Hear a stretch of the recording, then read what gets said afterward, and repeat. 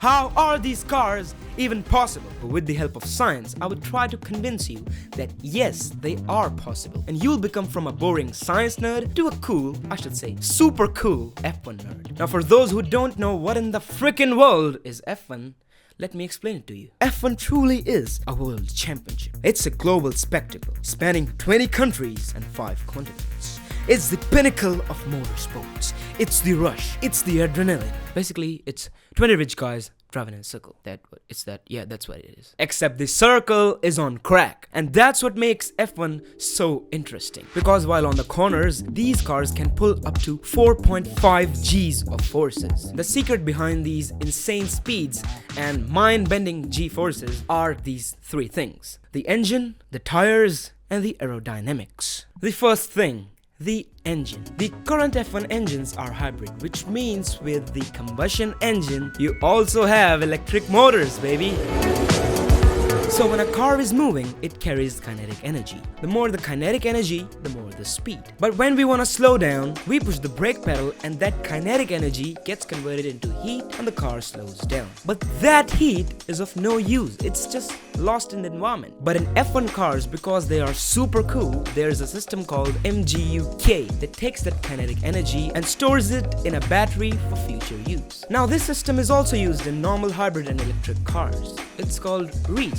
But there's a system called MGU-H that's only seen in F1 cars that uses excess power from the turbo to spin a generator and eventually store that excess power into a battery. Now, I just sounded like the nerdiest person in the world while saying that. So in these nerdy terms, these cars can store energy when they are braking, but also when they are speeding through the straights. But the electric motors can only produce up to 160 horsepower. And because the whole system produces 1,000 horsepower, this means that the engine itself has to produce 840 horsepower. How the flip it does that? Because it's a 1.6 liter V6 engine in which cylinders are arranged in a V configuration. But there's an organization that comes into play here. It's called the FIA. As I said before, these 20 rich guys drive in a circle and the circle is on crack, right? Now FIA comes to these guys and say, you can't just drive in a circle, you have to follow these rules. But why? What do you mean why? You just have to. Now the FIA says you only get 110 liters of fuel for the whole race. Also, you have a limit on the fuel flowing through the engine. Now this is important because engines can take just as much as fuel as they want and produce an unlimited amount of power. So to produce that amount of power on a limited fuel, these engines need to get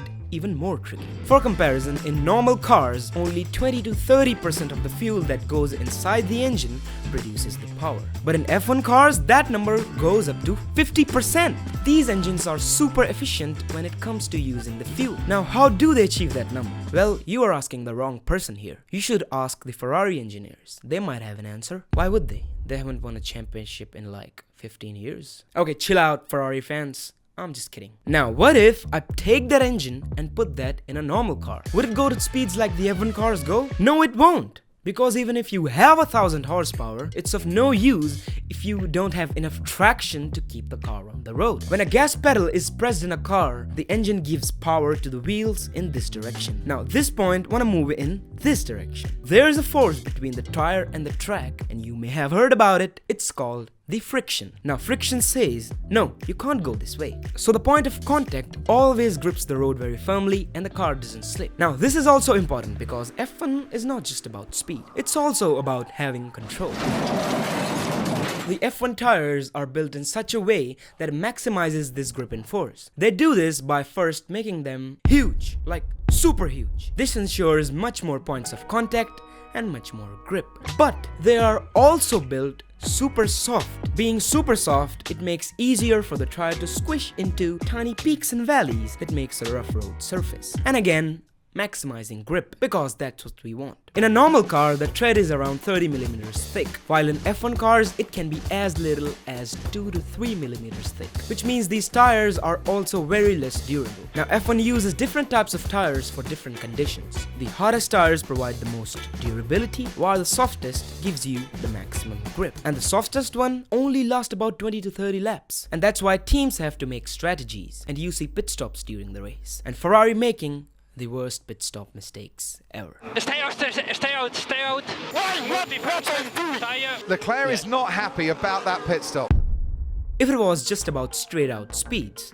There are cars that can go faster than F1 cars, but as soon as you come to these corners, the other cars just start to poo their pants. And this is where the third thing comes into play: the aerodynamics. The aerodynamics. Now, if you don't know what that means, stick with me, because I will make you an aerodynamic expert. I don't know if that's a term, but we'll get somewhere. So what you have to do is, whenever you go out in your car next time, you should notice what happens when you stick your hand outside your car window. If you tilt your hand, it gets pushed up or down. It's air doing this. Congratulations! You're now an aerodynamic expert. But wait, the F1 cars are much more complex than that. They have tons and tons of aerodynamic features: the streamlined shape, multi-layered wings, spoilers, and diffusers. And all this only have one goal: to generate as much as downforce as possible. When a F1 car is going at these high speeds, the air moves across the car like this, creating a high pressure region above and a low pressure region below the car, which sucks the car towards the track.